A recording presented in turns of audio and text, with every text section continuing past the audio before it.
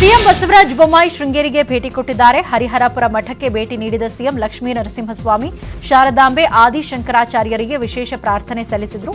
ದೇವರಿಗೆ ಕೈಮುಗಿದು ಮಂಡಿಯೂರಿ ವಿಶೇಷ ಪ್ರಾರ್ಥನೆ ಸಲ್ಲಿಸಿದ್ರು. ಎಲ್ಲ ದೇವರಿಗೆ ಸಾಷ್ಟಾಂಗ ನಮಸ್ಕಾರ ಮಾಡಿದ್ರು.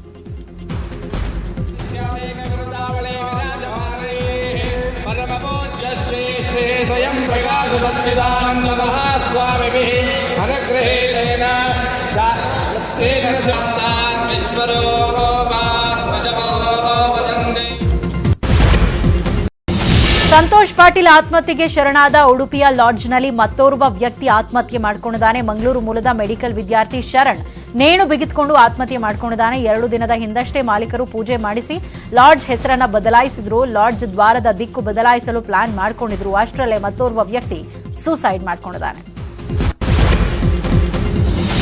ಮಾಜಿ ಮಂತ್ರಿ ಕೆಎಸ್ ಈಶ್ವರಪ್ಪ ಗೋಕರ್ಣಕ್ಕೆ ಭೇಟಿ ನೀಡಿದ್ದಾರೆ. ಗೋಕರ್ಣದ ಆತ್ಮಲಿಂಗ ಹಾಗೂ ಮಹಾಗಣಪತಿ ದರ್ಶನ ಮಾಡಿ ಪೂಜೆ ಸಲ್ಲಿಸಿದ್ರು. ಇನ್ನು ಶಿವಮೊಗ್ಗದಲ್ಲಿ ಈಶ್ವರಪ್ಪ ಮತ್ತೆ ಸಚಿವರಾಗಲಿ ಅಂತ ಕೋಟೆ ಮಾರಿಕಾಂಬೆಯಲ್ಲಿ ಪ್ರಾರ್ಥನೆ ಸಲ್ಲಿಸಲಾಯಿತು. ಈಶ್ವರಪ್ಪ ಮತ್ತೆ ಸಚಿವರಾಗಲಿ ಅಂತ ಮಹಿಳಾ ಅಭಿಮಾನಿಗಳು 101 ಈಡ್ಗಾಯಿ ಹೊಡೆದ್ರು.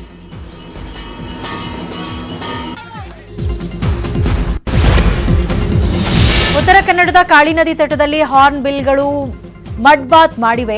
3 ಹಾರ್ನ್ ಬಿಲ್ ಪಕ್ಷಿಗಳು ಪರಸ್ಪರ ಮಣ್ಣು ಎರಚಾಡಿಕೊಂಡು ತುಂಟಾಟ ಮಾಡಿದ ವಿಡಿಯೋ ವೈರಲ್ ಆಗಿದೆ. ಹಾರ್ನ್ ಬಿಲ್ಗಳು ಮೊಟ್ಟೆ ಇಡುವ ಸಂದರ್ಭದಲ್ಲಿ ಮಡ್ ಬಾತ್ ಮಾಡ್ತವೆ. ಈ ಅಪರೂಪದ ದೃಶ್ಯವನ್ನ ನೋಡಲೆಂದೇ ಪಕ್ಷಿ ಪ್ರೇಮಿಗಳು ಕಾಳಿ ನದಿ ತಟಕ್ಕೆ ಬರ್ತಾರೆ.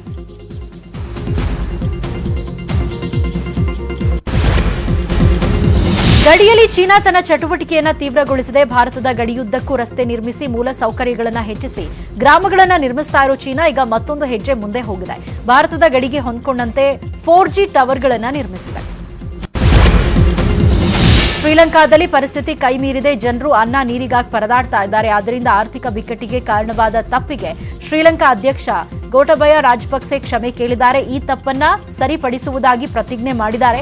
ಭೀಕರ ಆರ್ಥಿಕ ಪರಿಸ್ಥಿತಿಯಿಂದ ಶ್ರೀಲಂಕಾದಲ್ಲಿ ರಾಜಕೀಯ ಬಿಕ್ಕಟ್ಟು ಎದುರಾಗಿದ್ದು, ಇದರ ಮಧ್ಯೆಯೇ ನಿನ್ನೆ 17 ಸದಸ್ಯರ ಕ್ಯಾಬಿನೆಟ್ ಅನ್ನು ರಚಿಸಿದ್ರು. ಈ ಹೊಸ ಕ್ಯಾಬಿನೆಟ್ ಮಂತ್ರಿಗಳೊಂದಿಗೆ ಚರ್ಚಿಸುವಾಗ ರಾಜಪಕ್ಸೆ ತಮ್ಮ ತಪ್ಪನ್ನು ಒಪ್ಪಿಕೊಂಡಿದ್ದಾರೆ.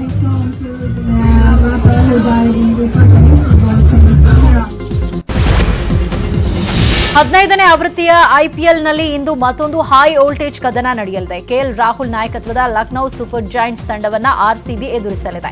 ಉಭಯ ತಂಡಗಳು 6 ಪಂದ್ಯಗಳನ್ನ ಆಡಿದ್ದು ತಲಾ 4ರಲ್ಲಿ ಗೆದ್ದು 2ರಲ್ಲಿ ಸೋತು ಸಮಾನ ಅಂಕ ಸಂಪಾದಿಸಿದೆ. ಬೆಂಗಳೂರು ಈ ಪಂದ್ಯವನ್ನ ಉತ್ತಮ ರನ್ ರೇಟ್ನೊಂದಿಗೆ ಗೆದ್ರೆ ಅಗ್ರಸ್ಥಾನಕ್ಕೇರುವ ಅವಕಾಶ ಹೊಂದಿದೆ. ಇದಕ್ಕಾಗಿಯೇ ತಂಡದಲ್ಲಿ ಒಂದು ಮಹತ್ವದ ಬದಲಾವಣೆ ಮಾಡುವ ಸಾಧ್ಯತೆ ಇದ್ದು, ಆರಂಭಿಕ ಅನುಜ್ ರಾವತ್ರನ್ನ ಹೊರಗಿಡುವ ಸಾಧ್ಯತೆ ಇದೆ.